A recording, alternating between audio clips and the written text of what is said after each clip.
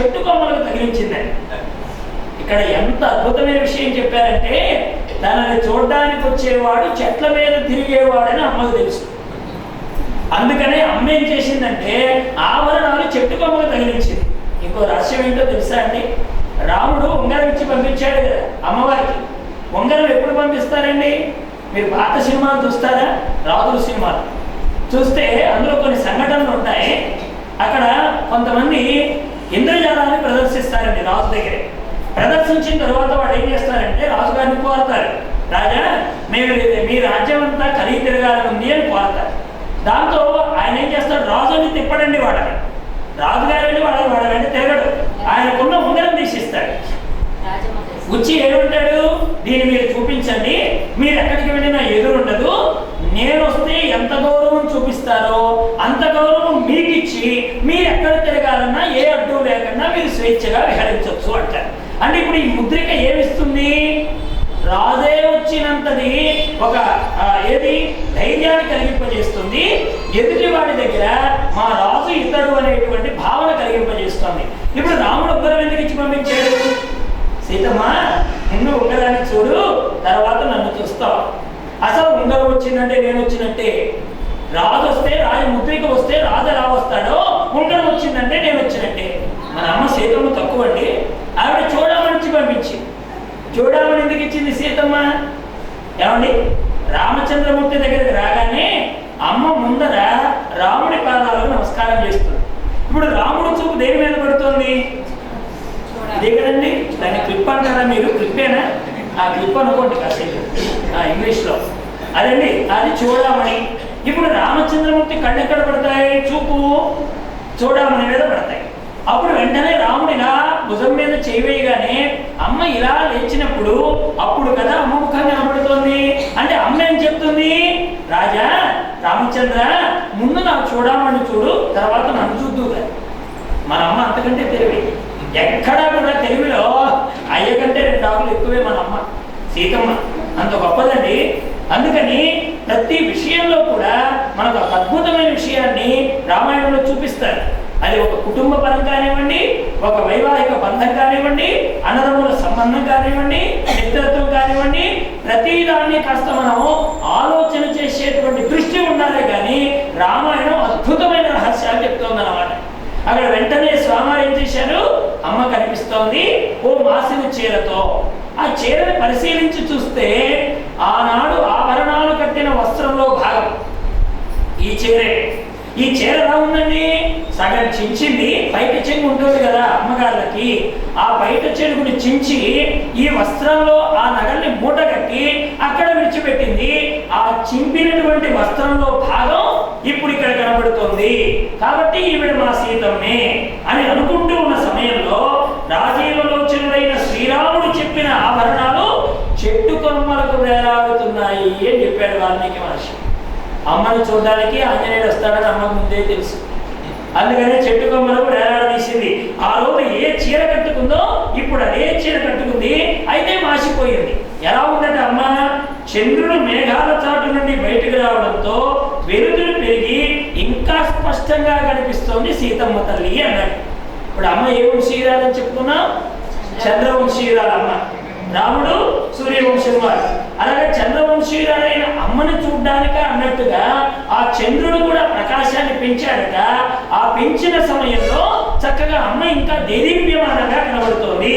ఎలా ఉంది? చంద్రరేఖలా చిక్కిపోయింది. రూపుదాల్చిన దైన్యం. దైన్యం అంటే అర్థం ఏంటంటే ఒక రకమైన దుఃఖం అండి.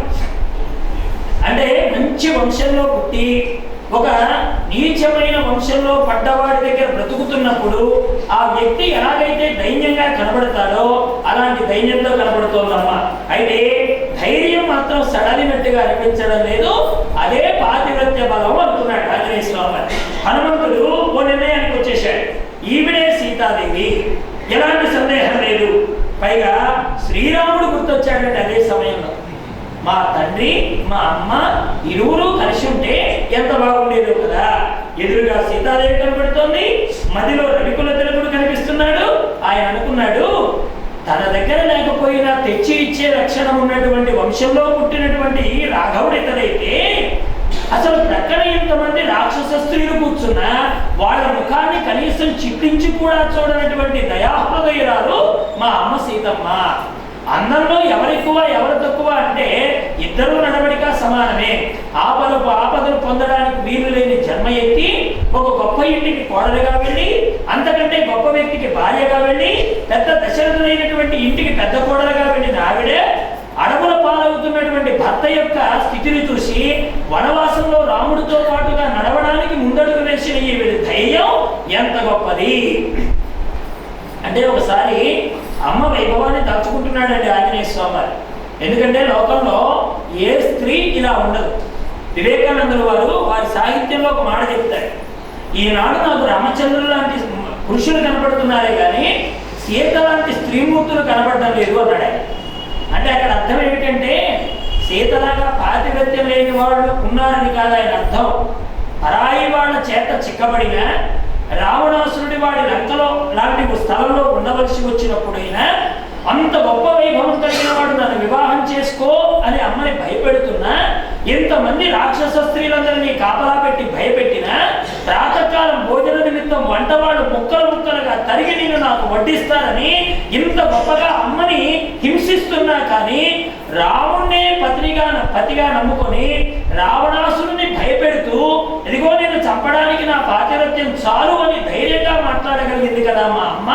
అలాంటి ధైర్యం నా భారత స్త్రీలకి ఎప్పుడు వస్తుందో కదా అనుకున్నాడు వివేకానందుడు. అంటే అంత ధైర్యం ఉండాలంటే భారత స్త్రీకి చిన్న చిన్న విషయాలకు దుఃఖపడడం, ఏడవడం, అయ్యో అనుకుంటూ కుంగిపోవడం అది వివేకానందుడు ఆశించలేదు ఆడవాళ్ళ నుంచి. వాళ్ళు ధైర్యంగా ఉండాలి. సీతమ్మ లాంటి ధైర్యం కావాలి, ద్రౌపది లాంటి ధైర్యం కావాలి, నలదమయంతుల్లో దమయంతి లాంటి స్థైర్యం కావాలి, అనసూయమ్మ లాంటి పాతివ్రత్యం కావాలి, సుమతి లాంటి సూర్యుడిని కూడా ఆపగలిగిన శక్తి కలిగిన వాడు కావాలి, సావిత్రి లాగా యముడిని ఎదిరించేవాడు కావాలి, గార్గి సులభలాగా వాదంలో వేదంలో వాదించగలిగిన స్త్రీమూర్తులు కావాలి అనేది వివేకానందుడు వారి ఆలోచన. ఎక్కడ స్త్రీ తక్కువ చేసి చూపలేదు, అంత వైభవంగా చూపించారు స్త్రీమూర్తిని. అందుకనే సీతలాగా ధైర్యంగా ఉండేవాడు ఎవరు అంటే ఇక అమ్మ తప్ప ఎవరు లేరు. అటువంటి అమ్మని తలుచుకుంటే ఇంత గొప్ప ఇల్లాలకి ఇంత దురవస్థ దాపురించింది కదా. సర్వాభరణాలతో కళకళలాడుతూ ఉండవలసిన సీతమ్మ నారచీలను కట్టి అడవులకు వెళ్ళడం దశరథులు సహించలేక పట్టు వస్త్రాలతో ఆవిడ ఎన్నాళ్ళు వనవాసం ఉంటుందో అన్నాళ్ళు సరిపడ ఆభరణాలు పట్టు వస్త్రాలు అలా ధరించిన కోడలు వెళ్ళాలి అని ఓ మామగారు తన కోడల్ని సర్వరక్షణ సంపన్నగా లక్ష్మీదేవి స్వరూపిణిగా బయటికి వెళ్ళాలని కోరుకున్న సీతమ్మ ఈనాడు మాసిన వస్త్రంతో చుట్టూ ఇంతమంది రాక్షస స్త్రీలతో ఇలా కాలం గడుపుతోందంటే దైవాన్ని ఏమనాలి అన్నాడు ఆంజనేయ స్వామి. ఇప్పుడు చెప్పండి, లోకంలో రామాయణం భారతం భాగవతాలు ఎందుకు చదవాలంటే ఒకసారి కథలు చదివేటప్పుడు సీతమ్మ కంటే ఎక్కువ బాధ నేను అనుభవిస్తున్నానా అని ఆలోచించాలి. ద్రౌపదిలాగా నిండు సభలో వస్త్రం లాగుతూ ఉంటే వాడు ఎవడో కాదు సొంత మరిది తల్లిలాగా చూడవలసిన వాడు ఇంకో దృష్టితో చూస్తూ ఒంటి మీద ఒక్క వస్త్రాన్ని లాగుతుంటే రజస్వలగా తానుంటే ఆ సభలో ద్రౌపది పొందిన అవమానం కంటే ఎక్కువ అవమానం నేను పొందుతున్నానా అని ఆలోచించాలి. ఎవరో కాదు సొంత అన్నయ్య నూతనంగా పెళ్లి చేసుకొని రథంలో కూర్చోబెట్టుకు తీసుకెళ్తుంటే ఆకాశంలో ఓ మాట వినపడగానే సొంత చెల్లెలు కొప్పుబట్టి కిందికి లాగి ఇంత కత్తి తీసుకొని దేవకీదేవిని మెడ మీద పెట్టి చంపేస్తానని మాట్లాడినప్పుడు ఆ దేవకి పడిన వేదన కంటే నేను ఎక్కువ బాధపడుతున్నానా అని ప్రతి స్త్రీమూర్తి ఆలోచించాలి. అంతకంటే బాధలు ఎక్కువగా ఉంటే అప్పుడు ఆలోచించాడు. అందుకనే పురాణాలు చదవమనేది. పురాణాలు చదవమనేది ఎందుకండి? ఊసుకోక కాదు, నిద్రపోవడానికి కాదు, మన స్థితిని మనకు ఎరుక చేయడానికి. ఇంతకంటే కష్టపడ్డ వాళ్ళు ఉన్నారు సుమా. ధర్మరాజు అంటాడు మహాభారతంలో, ఏమయ్యా నేను ఎవరికి ఏమీ ఏనాడు అపకారం చేసేది కను, ఎందుకయ్యా నాకు ఈనాడు వనవాసం ఏర్పాటయ్యింది, 12 ఏళ్ళు అరణ్యవాసం, 1 ఏడు అజ్ఞాతవాసం, అజ్ఞాతవాసంలో బయటపడితే మళ్ళీ అరణ్యవాసం, మళ్ళీ అరణ్యవాసం నుంచి మళ్ళీ అజ్ఞాతవాసం, నాకు ఈ కర్మ ఎందుకు వచ్చింది అన్నాడు ధర్మరాజు వాడు. దానికి నారదుడు, లోమస మహర్షి, మార్కండేయుడు ఇలాంటి వాళ్ళందరూ వెళ్ళి చెప్తారు, ధర్మరాజా ఏం కష్టమయ్యా నీకు, ఇకైనా గ్యాస్ అవసరమా? ఏమంటే శుభ్రంగా సూర్యుడు ఇచ్చాడు అక్షయ పాత్ర, గ్యాస్ అవసరం లేకుండా మొత్తం అన్నమంతా వండేస్తున్నావు. ఏమైనా కిరాణా కొట్టుకెళ్ళి బియ్యం తెచ్చుకోవాలా? 200 రూపాయలు పెట్టి కందిపప్పు కొనాలా? 150 రూపాయలు పెట్టి పామాయిల్ కొనాలా? 70 రూపాయలు పెట్టి తాలింపు గింజలు తెచ్చుకోవాలా, 150 రూపాయలు పెట్టి వేరుశనగ విత్తనాలు తెచ్చుకోవాలా? నీకేం కర్మ పట్టింది? ఒకసారి అక్షయ పాత్ర అన్నావంటే బోరేంత పదార్థాలన్నీ నీ ఎదురుకు వచ్చేసాయి. ఏమంత కష్టపడుతున్నావు కనుక పోనీ ఏం బాధ ఉంది నీకు? 4 తమ్ముళ్ళు ఉన్నారు. తమ్ముళ్ళు నాకు ఇది కావాలని చెప్తే ముల్లోకాల్లో వేరు అడిగినా తెచ్చిచ్చేవాడు అర్జునుడు ఉన్నాడు. బలంతో ఎంతమందైనా పిండి చేయగలిగిన వాడు భీముడు ఉన్నాడు. సౌందర్యవంతులైన వాళ్ళు అశ్వాన్ని గోవుల్ని పరిపాలన చేసేవాళ్ళు నకుల సహదేవులు ఉన్నారు. ఇంకా నీకేం తక్కువైంది? పోనీ బాధ వచ్చింది, మంచి చెప్పే బ్రాహ్మణులు ఉన్నారే నీ దగ్గర, మంచి నీకు బోధ చేసేవాడు ఉన్నారు. వీళ్ళందరినీ పెట్టుకొని ఏదో పోయిందని ఎందుకయ్యా అలా ఏడుస్తావు? రాముడి కంటే ఎక్కువ దుఃఖమా? ఉన్న భార్య పోయింది, వనవాసంలో ఉన్నాడు, తమ్ముడు ప్రక్కన ఉన్నా కానీ ఆయన రాముడు వదార్చడమే సరిపోయింది. ఏదో చపల చిత్తమైన కోతుల్ని ఆడంబరగా చేసుకొని సముద్రానికి వారధి కట్టి అంత కార్యం చేశాడు రాముడు. రాముడు పట్ల బాధ కంటే ఎక్కువ బాధ అనేది, నలుడు పట్ల బాధ కంటే ఎక్కువ బాధ, సావిత్రి సత్యవంతుల కంటే ఎక్కువ బాధ. ఇలా అడుగుతుంటే ధర్మరాజు అనుకున్నాడు వాళ్ళందరికంటే నేను బెస్ట్. అప్పుడు వచ్చిందంటే ధర్మరాజుకు ఆలోచన, వాళ్ళందరూ పడ్డదానికంటే నేను చాలా మెరుగు. కాబట్టి ప్రతి వాళ్ళు ఎలా ఆలోచించాలంటే కష్టం వచ్చినప్పుడు పురాణాలు చదవమనేది ఎందుకంటే ఇంతకంటే కష్టపడ్డ వాళ్ళు ఉన్నారు సుమా. పోనీ ఆ కష్టంతోనే వాళ్ళ జీవితం ఆగిపోలేదు, వాళ్ళు ముందుకు వెళ్ళారు. ఏ విధంగా వెళ్ళారు, మళ్ళీ వైభవాన్ని ఎలా పొందారు, ఇది తెలుసుకోవడానికి మనం పురాణాలు చదవాలి. ఇవన్నీ చిన్నప్పుడే సీతమ్మ చదివేసిందండి. ఇంకో మాట అంటుంది రామాయణంలో అయోధ్యాకాండలో, అయ్యా నీకు అడవులకు పెడతానని ఎప్పుడు తెలుసు అని అడిగిందండి సీతమ్మ రాముడు. ఆయన అన్నాడు, నాకు ఇప్పుడే తెలిసింది, నేను కైకమ్మ మందిరానికి వెళ్ళాను కదా అప్పుడు తెలిసింది. అప్పుడు సీతమ్మ ఏముందో తెలుసా, అసలు నేను అడవులకు వెళతానని పుట్టినప్పుడు మా వాళ్ళు ఎప్పుడో చెప్పారు. ఇప్పుడు నేనెంత అడవాలి?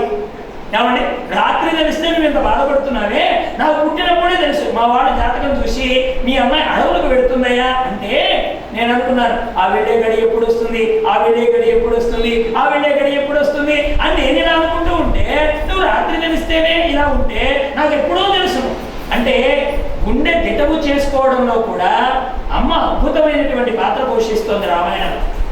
అలాంటి అమ్మను చూడగానే ఆంజనేయ స్వామి వారు కళ్ళ వెంట నీళ్లు విడిచాడండి. సర్వాభరణాలతో ఉండవలసింది కదా మా అమ్మ సీతమ్మ. అక్కడ ఒక అద్భుతమైన సంఘటన కూడా చెప్తారు వాల్మీకి రామాయణ అయోధ్యాకాండలో. రామచంద్రమూర్తి నారచీరలు ఇచ్చింది కదండి కైకమ్మ, ఇచ్చేస్తే ఆయన అక్కడే కట్టుకున్నాడండి. ఎందుకంటే ఆయనకి మునివాటికల్లో ఉండడం, గురువుల దగ్గర విద్య నేర్చుకునేటప్పుడు నారబట్టలు కట్టడం రాముడి కొత్త కాదండి. అందుకని రాముడు నిండి సభలో కట్టేశాడు. ఇప్పుడు సీతమ్మ తల్లి 18 ఏళ్ల అమ్మాయి. ఏమండి ఈ రోజుల్లో పెళ్లి కూతుళ్ళు కట్ట చీరలు కట్టడానికి ఒకళ్ళు వస్తున్నారట, చీరలు కట్టడానికి ఒక రేట్ అట. ఏమండి అందులో కూడా మోడల్ కడితే ఒక రేట్ అట. ఏమంటే అనుభవంలో ఎదురేంటి చెప్పుకుంటే వెళ్ళడమే దరిద్రం. కాబట్టి ఎంత వయసు వచ్చినా కానీ చీరలు కట్టుకోవడం తెలియటం లేదు. ఆఖరికి ఆ 16 రోజులు అయిపోయేంత వరకు అమ్మాయికి వెనకాల ఒక అసిస్టెంట్. ఎందుకంటే చీరలు కట్టడం రాదు కదా, ఏవో డ్రెస్సులు ఏవేవో వేస్తూ ఉంటారు, అదే అలవాటు అయిపోయింది. అందుకని 16 రోజులు ఒక కాంట్రాక్ట్ వెళ్ళి మాట్లాడుకుంటారట. ఒక బ్యూటీషియన్ అట ఆవిడ పేరు. ఆవిడ 16 రోజులకి కాంట్రాక్ట్ మాట్లాడుకుంటుందట.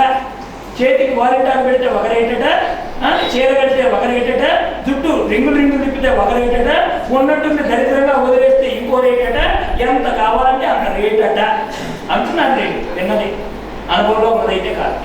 కాబట్టి ఇక్కడ అమ్మవారు 18 ఏళ్ళ అమ్మాయి నారచీరలు వేస్తే ఎలా కట్టుకుంటుందండి? అందులో ఏమైనా ఫ్యాషన్ చీరలా, పట్టు చీరలా, లేకపోతే ఇంకేదో చీరలా? నారచీరలండి. అనుభవం లేదు మన అమ్మకి. అలా కట్టుకోవడానికి సీతమ్మ తల్లటండి రాముడు వైపు చూస్తుందటండి. ఎంత అద్భుతమైన సన్నివేశం ఒకసారి ఆలోచించండి. సీతమ్మ తల్లి నారచీరలు పట్టుకొని ఎలా కట్టుకోవాలి రామచంద్ర అన్నట్టు వేల చూపులు చూస్తూ చీర కాసేపు ఇలా వేసుకుంటే అది ఇలా జారిపోతుంది, ఈ వైపు వేసుకుంటే ఇలా జారిపోతుంది. రామా నువ్వు కట్టున్నావు కట్టయ్యా అన్నట్టుగా చూస్తుంటే పాపం రాముడు ఉండు వస్తున్నాను, నేను కట్టుకోవాలి కదా నీ కట్టాలంటే వస్తున్నాను ఉండన్నట్టుగా రాముడు చూస్తుంటే అక్కడ ఉండే సన్నివేశాన్ని చూసి దశరథుడి గుండె బద్దలయ్యింది అంటాడు వాల్మీకి మహర్షి. వాడలు అలా చూడలేకపోయాడండి ఆయన. అందుకని వెంటనే ఆజ్ఞాపన చేశాడు, ఆవిడకి వస్త్రాలు ఇవ్వాల్సిందే, ఆవిడకి నగలు ఇవ్వాల్సిందే అని. ఆ రోజున దశరథుడు చూడలేకపోయాడు. సీతమ్మ ఓ మాట అంటుందండి, మా మామయ్య ఉంటే నాకు ఈ గతి ఉండకపోయేదేమో అంటుంది రామాయణం. మా మామగారే కనుక ఉంటే నాకు ఈ రాత కలిగి ఉండేదేమో కాదేమో. మా నాన్నగారు అంటావా అసలు ఆయన పరమ వేదాంతి. ఆయన దేహమే ఆయనది కాదన్నంతటి పరమ వైరాగ్య పురుషుడు మా నాన్నగారు. మా నాన్నగారు అనుకునే ప్రయోజనం, మా మామగారికి ఉందయ్యా నా మీద ప్రేమ, అందుకనే నారచీరలు దేశ అరువులు పట్టు చీరలు పంపించాడు. మా మామయ్య ఉంటే నాకు దుఃఖం కలిగేది కాదేమో. అక్కడ ఎంత బాధపడిపోతుంది అనండి. అందుకనే సీతమ్మ నువ్వెవరమ్మా అని హనుమ అడిగినప్పుడు నేను దశరథ మహారాజు కోడల్ని, జనక మహారాజు పుత్రికని, శ్రీరాముడికి పత్నిని అని చెప్తుందండి. వరుసలో ఇలా చెప్తుంది. అంటే ముందు మామగారింటి పేరు, తర్వాత తండ్రి గారింటి పేరు, తర్వాత తన భర్త గారి పేరు చెప్పి నేను ఇలా ఉన్నాను అని చెప్పగానే ఆవిడ ధ్వని ఏమిటి, మా మామ ఉంటే నాకు ఈ అవస్థ ఉండేది కాదు, మా నాన్నే పట్టించుకునేవాడైతే ఈనాడు నేను రావణాసురుడి చెరలో ఉండేదాన్నేనా, ఇక మూడో వారెవరు నన్ను కాపాడాల్సిన వాళ్ళు నా భర్త, మరి ఆయన కూడా దయ చూపకపోతే హనుమ ఇంకెవరితో చెప్పుకోవాలి నేను నా బాధని అన్నట్టుగా దశరథుడిని, జనకుడిని, తర్వాత రాముడిని తలుచుకుంటుంది సీతమ్మ రామాయణంలో. అంత లోతైన విషయాలు ఉంటాయండి. అమ్మ మాట్లాడే ప్రతి మాటలో కూడా ఒక గొప్ప అర్థం ఉంటుంది. ఈ సమయంలో అమ్మవారు చక్కగా ఒక బాధపడుతున్న సందర్భంలో మాన్యాగు వినీతస్య లక్ష్మణస్య గురుప్రియ యది సీతాపి దుఃఖార్త కాలోహి దురతిక్రమః. బాగా గుర్తుపెట్టుకోండి, కాలోహి దురతిక్రమః. ఇది సాక్షాత్తు హనుమంతుడు అనుకుంటున్నటువంటి మాట అండి. అమ్మను చూసినప్పుడు శ్రీరాముడికి ఇల్లాలి, లక్ష్మణుడికి మాన్యురాలి, సీతాదేవికే ఇంతటి కష్టం వచ్చిందంటే ఈ కాలం హిమ ఎంత గొప్పదో కదా. కాలాన్ని దాటడం ఎవరికి సాధ్యం కాదు. ఇంత గొప్ప ఇల్లాలు కాబట్టి శ్రీరాముడు అంతగా బాధపడుతున్నాడు. లేకపోతే బాధ ఎందుకు వస్తుందండి? వస్తువు ఎంత గొప్పదైతే దుఃఖం అంత తీవ్రంగా ఉంటుందండి. ఏమంటే ఈ బాటిల్ రోడ్డు మీద పడిపోతే ఎవడైనా ఏడుస్తాడండి? 20 రూపాయల బాటిల్ రోడ్డు మీద పడిపోయిందని ఎవడైనా ఏడుస్తాడా? అదే ఈ బాటిల్లో వజ్రాలు ఉంటాయనుకోండి, దీని ఎందుకు నీళ్లు కాదండి వజ్రాలు ఉన్నాయి, ఇప్పుడు బాటిల్ పడిపోయిందని పోతుంటే ఇప్పుడు మీరేమంటారు, నా బాటిల్ పోయిందో అని ఏడుస్తారు. అక్కడ వచ్చిన వాడు ఏమంటాడు, 20 రూపాయల బాటిల్ అంత ఏడుపెందుకు అంటే 20 రూపాయల బాటిలే కానీ దానిలో వజ్రాలు ఉన్నాయి అంటే ఇప్పుడు వాడు కూడా ఏడుస్తాడు, అది నాకు దొరకపోయినే అని. అడిగిన వాడు ఏడుస్తాడు, పోగొట్టుకున్న వాడు ఏడుస్తాడు, దొరకని వాడు ఏడుస్తాడు. ఎందుకని? దానిలో ఉన్న విలువ అలాంటిది. మరి రాముడు అంత బాధపడుతున్నాడంటే లోకంలో అమ్మ ఎంత విలువై ఉంటుంది, ఎంత విలువైనదైతే రాముడు అంత ఏడుస్తాడు. రాజ్యం పోయినా ఏడవని వాడు, ఎంత వైభవం పోయినా ఏమాత్రం చలించని వాడు, మరి అంతమంది రాక్షసుల పట్ల ఏ మాత్రం భయం లేకుండా బాణాన్ని సంధించగలిగిన వాడు, 14,014 మందిని ఒక అర్ధముహూర్త కాలంలో చంపగలిగిన వాడు, శివధనుర్భంగం చేసిన వాడు, అక్కడ మారీచ తాటక సుబాహులనే వాడని చంపగలిగిన వాడు, అలాంటి రామచంద్రమూర్తి ఓ స్త్రీమూర్తి కోసం ఎంత బాధపడుతున్నాడంటే ఆవిడ ఎంత గొప్పదై ఉంటుందో కదా అని ఆలోచించాడు. ఇంత గొప్ప ఇల్లాలు కాబట్టి శ్రీరాముడు అంత బాధపడుతున్నాడు. ఈవిడ కోసం ఏమైనా చేయొచ్చు రాముడు, ఇంత గొప్ప ఆవిడ కోసం ఏమైనా చేయొచ్చు. జానకి వల్లభుడు ఎంతమంది రాక్షసుల్ని సంహరించినా అది సరైనదే. ఇంకో మాట ఏమన్నాడు, ఈ భూగోళాన్ని తలక్రిందులు చేసినా కానీ సీత కోసం చేయొచ్చు. నేను సముద్రాన్ని దాటినా ఇప్పుడు నేను ఇక్కడికి వచ్చి చూచానన్నా ఇదంతా ఈ అమ్మ అనుగ్రహం వల్లే. ఇక్కడ ఇంకో మాట అన్నాడు ఆంజనేయ స్వామి వారు, ముల్లోకాలలో ఉండే సంపద అంతా కలిపి ఓ ప్రక్కన పెట్టి సీతమ్మ సౌశీల్యాన్ని ఒక ప్రక్కన పెట్టి రెంటిలో ఏది గొప్ప తేల్చుకోమంటే ముల్లోక సామ్రాజ్యంలో ఉండే సంపదంతా కలిపినా కానీ సీతమ్మలో 16వ వంతు కూడా సరిపోదటండి. అది ఆంజనేయుడు చెప్పిన మాట. అంటే అంత వైభవమైన గుణాలు కలిగిన సీతమ్మ మిథిలాధిపతి అయిన జనకుడి కూతురు, దశరథ మహారాజు గారి కోడలు, ధర్మజ్ఞుడైన శ్రీరాముడి ఇల్లాలు సీతమ్మ ఇప్పుడు ఈ లంకలో రాక్షస స్త్రీల మధ్య నానా చాట్లు పడుతూ ఏనాటికైనా పితృవాక్య పరిపాలకుడైన శ్రీరాముడు వస్తాడనే ఆశతో ఆవిడ నిలబడి ఉంది కదా. ఆవిడకి పరిసరాలేవి పట్టడం లేదు, రాముడే ధ్యానిస్తోంది, దర్శిస్తోంది. ఇన్ని కష్టాలు పడుతున్న సీతాదేవిని చూసి హనుమంతుడి గుండె తలుపుపోయింది. ఇప్పుడు చూడండి, సీతమ్మ తపస్సు ఎందుకు చేయాలి? మానవుడి కట్టండి తపస్సు రకరకాలుగా వృధాగా పోతుందట. ఎలా పోతుందంటే మొట్టమొదటిది ఏమిటంటే కానివి పోనివి మాట్లాడటం వల్ల తపశక్తి పోతుందట. ఇష్టం వచ్చినట్టు మాట్లాడేసాం అనుకోండి తపశక్తి పోతుంది. అలాగే అసత్యం మాట్లాడటం వల్ల, ఇతరుల్ని దుష్టభావంతో చూడడం వల్ల, ఇతరమైనవి కానివి కోరికలు మనసులో చేర్చుకోవడం వల్ల ఇవన్నీ కూడా మానవుడి తపశక్తిని నష్టపరిచేటువంటి అంశాలు. ఇక్కడ సీతమ్మ చేసిన తప్పేమిటి? ఆ వాక్కుతో ఒక పరుషమైన మాట లక్ష్మణుడిని మాట్లాడాడు. ఒక్కసారి మాట్లాడినందుకే సంవత్సరం చెరలో రాముడు వేస్తే మనం అయిన దానికి కాని దానికి, అవసరం ఉన్నదానికి అవసరం లేని దానికి ఆ మాట కదా నోట్లో నుంచి వచ్చేదే కదా అని ఇప్పటికీ ఎన్ని మాటలు మాట్లాడుంటామో, రాముడే కనుక శిక్ష వేయడం మొదలు పెడితే ఎన్ని సంవత్సరాలు రావణాసురుడు లాంటి లెక్కలు మొదలు పడయ్యారు. ఒకసారి ఆలోచించండి. ఓ చిన్న మాటకే సంవత్సరం పడిపోయింది సీతమ్మ లెక్కలో. మరి మనం వాచికంగా చేస్తున్నాం, మానసికంగా చేస్తున్నాం, కాయికంగా చేస్తున్నాం, త్రికరణాలతో తప్పులు చేస్తున్నాం. ఈ తప్పులకు పరమాత్మ ఎంత శిక్ష విధించాలి? అందుకని ఆలోచించాడు ఆంజనేయుడు. చుట్టూ రాక్షసీకులం కనబడుతున్నారు. వాళ్ళలో ఎలాంటి వాడు కనిపించారో తెలిసిన? ఏకాక్షి అంటే ఒక్క కన్నే కలిగింది, ఏకకర్ణ అంటే ఒక్క చెవే కలిగింది, అకర్ణ అసలు చెవులు లేనటువంటిది, శంకుకర్ణ అంటే ఈ ఆకారము వంకరగా కలిగినటువంటి చెవు కలిగినది, కర్ణప్రావరణ ఊర్ధ్వనాసిక అంటే ఇవన్నీ రాక్షసులకు ఉన్నటువంటి లక్షణాలే. వాళ్ళకు పేరు ఉండదండి. పేరుండకుండా అవయవలోపాలే వాళ్ళ ప్రధానమైన పేరుగా కొంతమంది రాక్షసులు ఉన్నారు. అయితే ఇక్కడ మహాత్ములు మాట చెప్పారే, రావణాసురుడు చేసిన మంచి పని ఏమిటంటే అంగవైకల్యం కలిగిన వాళ్ళందరికీ కూడా అమ్మ దర్శనాన్ని కల్పించాడు. వీళ్ళందరికీ అవయవాలు లేవండి.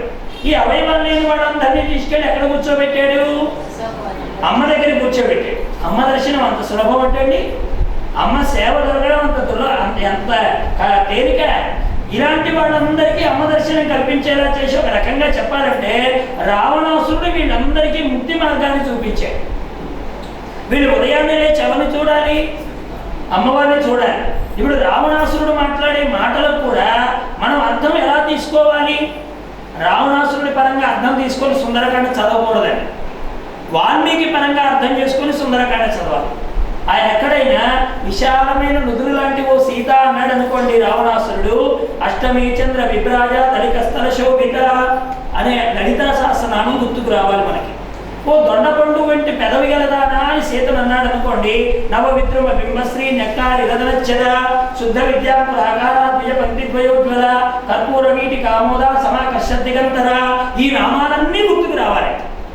అంటే అమ్మవారిలో ఒక్కొక్క అవయవాన్ని రావణాసురుడు వర్ణిస్తున్నాడంటే వాడు ఎలా వర్ణించినా మనకు అనవసరం. ఏ దృష్టితో అమ్మని మాట్లాడాడనేది మనకు అనవసరం. కానీ మనకేం గుర్తుకు రావాలి? అమ్మవారి లలితా సహస్రనామం గుర్తుకు రావాలి. అక్కడ అమ్మవారి హృదయాన్ని వాడు వర్ణించాడు అనుకోండి, అక్కడ ఏం గుర్తుకు రావాలి మనకి? అమ్మవారు అక్కడ చక్కగా అరుణాం కరుణాకరంజితాక్షి మృగభాషాం కుశపుష్పవాణ చాపాం అనేటువంటి ధ్యాన శ్లోకాలు గుర్తుకు రావాలి. లలితా సహస్రనామం గుర్తుకు రావాలి. అలా గుర్తొచ్చినప్పుడు సుందరకాండ పారాయణం సౌందర్యలహరితో సమానం అవుతుందండి. సుందరకాండ పారాయణం సౌందర్యలహరి ఈ రెంటికి భేదం లేదు. ఎందుకంటే అంత అద్భుతంగా రావణాసురుడు అమ్మవారిని వర్ణిస్తాడు అక్కడ. ఇదేంటండి రావణాసురుడు వర్ణన వేరుగా ఉంది కదా అంటే మీ దృష్టి మార్చుకోండి. మీరు రావణాసురుడి దృష్టితో సుందరకాండ చదవకండి, వాల్మీకి దృష్టితో సుందరకాండ చదవండి. ఆంజనేయుడి దృష్టితో అమ్మను చూడండి. అప్పుడు అమ్మ ఎలా కనబడుతుంది? మహాలావణ్య సేవదిహి. లలితా సహస్రనామాల్లో అమ్మవారి నామాల్లో ఉంటుంది మహాలావణ్య సేవదిహి అని. మహాలావణ్య సేవదిహి అంటే అర్థం ఏంటి? ప్రకృతిలో ఉండే ఒక్కొక్క వస్తువులో సౌందర్యం అంతా కొంత కొంత తీసి ఓ చోట ప్రోగు చేస్తే ఏ సౌందర్యం అయితే లోకోత్తర సౌందర్యంగా పరిణమిస్తుందో అలాంటి లోకోత్తర సౌందర్యమే లలితా త్రిపుర సుందరి అమ్మవారు. ఆవిడే సీతమ్మ తల్లి. ఆ సౌందర్యాన్ని మనం గమనించగలిగిన నాడు సుందరకాండ మనకు అద్భుతమైనటువంటి ఆనందాన్ని ప్రసాదిస్తున్నాయి. అలా కాకుండా ఏ ఉండండి సుందరకాండలో లంకంతా తిరగడమనో, తాగినోళ్ళు చూడమనో, ఎగిరేవాళ్ళని చూడమనో ఇదే కదండి సుందరకాండ అన్నారంటే ఏమండి? అక్కడ వినాయకుడి బొమ్మ దగ్గర డీజే చూస్తే ఎంత పుణ్యమో మీరు సుందరకాండ చదివిన అంతే పుణ్యం. ఎందుకంటే మనకు వినాయకుడు కనపడ్డు, ఎగిరేవాళ్ళే కనపడతారు కనుక వినాయకుడు కనపడితే జన్మ ధన్యమే. ఇక్కడ ఇది కూడా మనకు సుందరకాండేనండి. వినాయక నవరాత్రులు సుందరకాండే, ఏమి అమ్మవారి నవరాత్రులు సుందరకాండే. ఎందుకని? సుందరకాండలో ఎన్ని దారుణాలు ఉన్నాయి, ఊరేగింపులో కూడా అన్ని జరుగుతున్నాయి కనుక. ఇప్పుడు మనం ఏది చూస్తున్నాం? అక్కడ వాడు ఎగరడం చూస్తున్నామా, తాగడం చూస్తున్నామా, వాడు చిందులు చూస్తున్నామా? దేదీప్యమానంగా విగ్రహ రూపంలో కూర్చున్న పరమాత్మ ఎగరంటారా ఆయన, ఎగరండి, మీ అందరి మనసు తెలిసిన వాడిని ఒకటి నేను ఉన్నాను, మీరేమనుకుంటున్నారో ఈ తొండ ఉన్నవాడికి తెలియదా అని పాపం వినాయకుడు బాగా నవ్వుకుంటూ కూర్చుంటాడండి. అక్కడ ఉండే స్టేజ్ మీద ఆయన చూసినప్పుడు అనిపిస్తుంది, స్వామి నీలేరే కదా, ఇదంతా నీలేరే కదా, నువ్వు అనుకుంటున్నట్టుగా జరుగుతుంది, ప్రపంచం కలియుగం కదా వెళ్ళిపోతుంది, పర్వాలేదు, మేము ప్రపంచాన్ని చూడమయ్యా, నిన్ను చూస్తాం, నువ్వు కావాలి మాకు అని అనుకుంటే అప్పుడు ఆ వినాయకుడు అనుగ్రహం కలుగుతుంది, అక్కడ ఉండే దోషాన్ని చూసిన పాపం కూడా పోతుందన్నమాట. ఇప్పుడు మనం ఏ దృష్టితో సుందరకాండ చదవాలి, ఎలా ఆలోచించాలి, ఆంజనేయుడు ఎలా ఆలోచించాడు అమ్మవారి గురించి, ఇంతమందిని కాపలా పెట్టేశాడే, ఇలా అనుకుంటూ ఉండగానే సీతమ్మ తల్లి మోగపోయిన తీగలాగా అలా కనిపిస్తుండగా, తెలతెలవారుతూ ఉండగా 4:30 గంటల సమయం అవుతూ ఉండగా, బ్రహ్మీముహూర్త కాలంలో వేదనానం వినపడుతుండగా, అప్పుడు చూసిన రావణాంతఃపురంలో దీపాల కాంతులు దేదీప్యమానంగా వెలుగుతుండగా, అంత మధ్యవర్తులో ఉండి అంతకామపరాయుడై అంతమంది స్త్రీలతో శయనించిన రావణాసురుడు 4:30 గంటల సమయంలో నిద్ర లేచాడని చెప్పింది వాల్మీకి రామాయణం. ఇప్పుడు మనం 8:30 దాకా పడుకుంటే రావణాసురుడి కంటే గొప్పవాడమా? ఒకసారి ఆలోచించండి.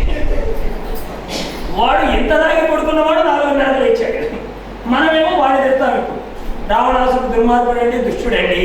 ఓ రకంగా చెప్పాలంటే బ్రహ్మీముహూర్త కాలంలో లేచాడండి రావణాసురుడు అంటే ఇప్పుడు కొద్దిగా మనం వాడి నుంచి నేర్చుకోవాలి, ఇక్కడ మాత్రం నేర్చుకోవాలి. సీతమ్మ తీసుకోవడమే కాదండి, లేవడం, తెల్లవారుజామున బ్రహ్మీముహూర్త కాలంలో లేవడంలో మనకు రావణాసురుడు ఆలస్యం కావాలి. అక్కడ ఆలస్యం మనకు ప్రధానం. ఎవరి దగ్గరైనా మంచి ఉందంటే తీసుకోవాలి, అది శత్రువులో ఉన్నా తీసుకోవాలి, శత్రువులో ఉన్న మంచి గుణమైనా మనం తీసుకోవాలి. మీకు ఒకసారి చెప్పాను, మన రామకృష్ణ స్వామి వారు చెప్తూ ఉండేవారు, ఒక తల్లి ఒక పిల్లాడిని బెల్లం తీసుకురామని పంపిస్తే వాడట అమ్మేవాడు నల్లగా ఉన్నాడని వెనక్కి వచ్చాడట. వెనక్కి వస్తే ఈ వీళ్ళ అమ్మగారు పాలు పెట్టి బియ్యం పెట్టి బెల్లం కోసం చూస్తోంది. వాడు ఖాళీ చేతులతో వచ్చాడు. ఏదిరా బెల్లం అని తల్లి అడిగితే, అమ్మ అమ్మేవాడు నల్లగా ఉన్నాడు అందుకని బెల్లం తెల్లదన్నాడు. అప్పుడు తల్లి అన్నదట, అమ్మేవాడు ఎలా ఉంటే నీకెందుకురా, బెల్లం తెల్లగా ఉందా లేదా అది కావాలి. కాబట్టి అక్కడ మనకి చెడ్డవాడిలో ఓ మంచి గుణం ఉందంటే తెచ్చుకో, తప్పులేదు. ఓ మంచి గుణం ఉందనుకోండి తీసుకోండి. అలాగని వాడి చెడ్డతనం మనకు ఆదర్శం కాదు, వాడి చెడ్డతనాన్ని మనం వదిలేయాలి, మంచితనం ఉంటే మనం పట్టుకోవాలి అంతే. తెల్లవారుజామున 4:30 గంటల సమయంలో లేచాడు. ఆ సమయంలో స్త్రీల అందరవణులు వడ్డాలు ఉంటాయి కదండి, వాడు పెట్టుకునేవి, దానికి ఉండేటువంటి మువ్వల చప్పుళ్ళు ఇలా వినిపిస్తుండగా ఆ శబ్దం వచ్చిన వైపు చూశాడు ఆంజనేయ స్వామి గారు. ఇక రావణాసురుడు కొంతమంది స్త్రీలతో విలాసంగా నడుస్తూ వచ్చి సింసుమా వృక్షం దగ్గర నడి సముద్రంలో నావలాగా, తెగిపడ్డ చెట్టు కొమ్మలాగా, బురద కొట్టుకుపోయిన పద్మంలాగా ఉన్న సీతాదేవిని చూసి, సీత నీది అతిలోక సౌందర్యం అన్నాడు. ఇక్కడ ఒక మాట అంటాడు, సీత అమ్మవారు ఎలా కూర్చున్నారో తెలుసా అండి? ఆ సమయంలో ఇలా కూర్చున్నారండి, ఇలా కూర్చున్నారు. మీరు అయ్యప్ప స్వామిని చూస్తారు కదా, ఎలా ఉంటాడైనా ఇలాగ 2 కాళ్ళు ఇలాగ కాస్త పైకి పట్టుకొని అది ఒక ఆసనంలో కూర్చొని ఉంటాడు స్వామివారు. అలాగే ఇక్కడ సీతమ్మ తల్లి ఎలా ఉంది అంటే ఇలా కూర్చుందండి, చేతులతో ఇలా హృదయాన్ని కప్పుకుందండి అమ్మ, ఇలా కప్పుకొని కూర్చుంది. ఇప్పుడు రావణాసురుడు ఏమంటున్నాడు, సీత ఎందుకు నీ ఉదరాన్ని వక్షస్థలాన్ని అలా దాచుకుంటావు అని మాట్లాడాడు మొదలెట్టేటప్పుడు. ఒకసారి మనం గమనిస్తే ఈ 2 లేకపోతే మనకి జీవితం లేదండి. ఆడవాళ్ళ ఉదరం, వాళ్ళకున్న హృదయం, ఈ 2 లేకపోతే ఏ మనిషికి జీవితం లేదు. ఎందుకంటే వాడి పుట్టుకు స్థానం ఇచ్చింది పొట్ట అయితే వాడు బ్రతకడానికి పాలిచ్చింది హృదయం. ఈ 2 లేకపోతే మానవుడి జీవితం ఉందా చెప్పండి? కానీ మానవుడు ఏం చేస్తున్నాడు, బయటికి వచ్చిన తర్వాత ఈ 2నే కామంతో చూస్తున్నాడు, ఇంద్రియ దృష్టితో చూస్తున్నాడు. ఏది తన జీవితానికి కారణమైన స్థానం అయిందో, ఏ స్థానం ద్వారా తను ఇన్ని పాలు త్రాగి ఈ దేహాన్ని ఇలా పెంచుకున్నాడో, ఈ 2 స్థానాలను ఎప్పుడైతే వాడు ఇంద్రియ దృష్టితో చూస్తాడో వాడు రావణాసురుడితో సమానం. ఆదిశంకరాచార్య వారు చెప్తారు, నారీస్తన బల నాభి